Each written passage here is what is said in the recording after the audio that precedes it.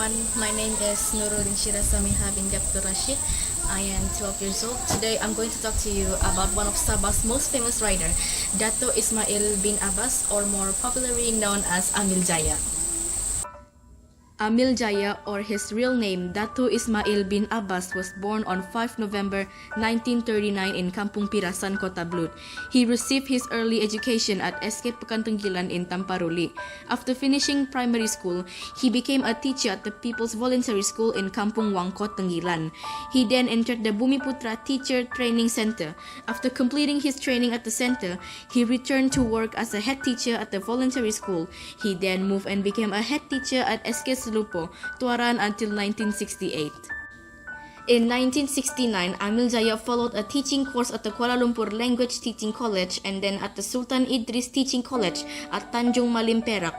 Due to his deep interest in the field literature, in 1974 he joined the Borneo Literature Bureau of Sabah branch as an editor. When Dewan Bahasa dan Pustaka established its branch in Sabah, the bureau was absorbed into DBP. Amil Jaya also joined the agency as a research officer. In 1976, he participated in an off-campus study course at University Science Malaysia in Penang and successfully obtained a Bachelor of Arts in 1982. In 1990, he was appointed as the director of the Sabah Language and the Library Council. The position was held until his compulsory retirement in 1994. Amil Jaya started writing in 1958. The peak of his glory in the field of literature was in 1970s until 1990s. As a literary figure, he was the most consistent and prominent figure in Sabah in his time. In 1990, he became the first Sabahan to receive the Sabah State Literary Award. In 1992, he became the first Sabahan to receive the Southeast Asia Award. He also received an award from the government of Brunei Darussalam for his great contribution to literature in Borneo Archipelago. Among the novels written by him are Cerah in 1976, Ngayau in 1979, Bagaton in 1987, Haram Short Story Collection in 1969, Berhati Nabi Poetry Collection, and Bawajah Ibu in 1972, while his children's novel are Yanti Si Anak Laut in 1986, Herwan Anak Kembara in 1989, and Periuk Kera Raksasa in 1992.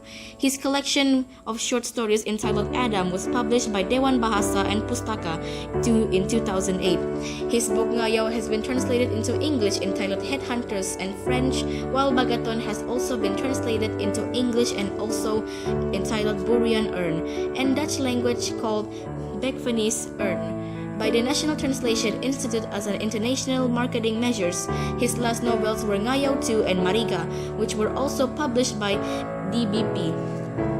Bagaton's novel has already been picked up and proceeds into a script for the theatre and also a film with the same title, Bagaton, was funded by Finas Malaysia to be made into a film and published and directed by a director from Sabah himself.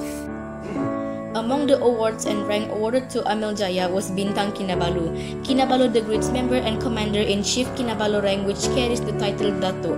To commemorate his service in the world of Sabah writing, a hall at Dewan Bahasa and Pustaka Sabah branch has been named after him, the Amil Jaya Hall. He passed away at the age of 69 years old on 2 September 2009.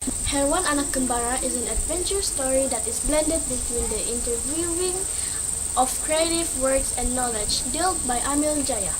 A teenager, Herwan follows his uncle to hunt an elephant that has killed workers at Ladang Lintang, Sabah.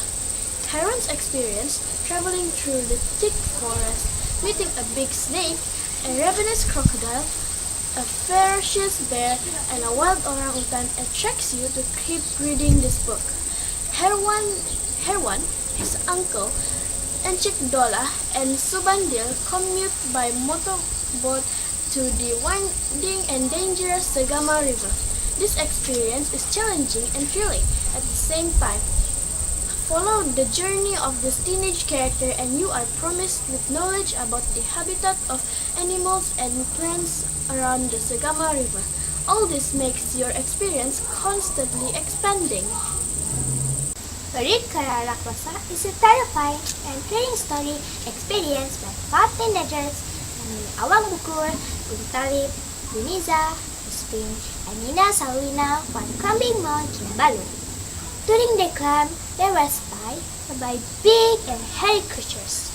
Apparently, they are the Batik people who are interested in Yuniza to be sacrificed to the giant pitcher, the plant that became the god.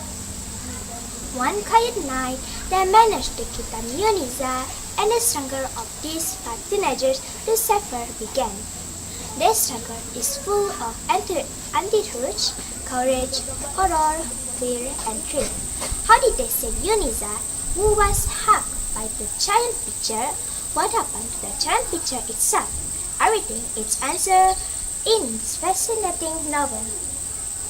Bagatan is a novel about a life in the past full of tragedies and heart-wrenching upheavals. The fight between different tribes and their efforts to defend dignity, belief in life. Monotheism and confidence was successfully processed effectively by Amil Jaya. It shows heroism and courage of Sabah tribes in the translation period, and animism to Islam become an interesting background in the events of this novel. The incident happened in Tamparuli Valley, Kota Belud, Sabah. I hope you have enjoyed watching this documentary as I have enjoyed making it for everyone. This is a very special project for me and one of that I hold very close to my heart. Why? Because Datuk Ismail bin Abbas is my grandfather and I miss him very much, and thank you for watching.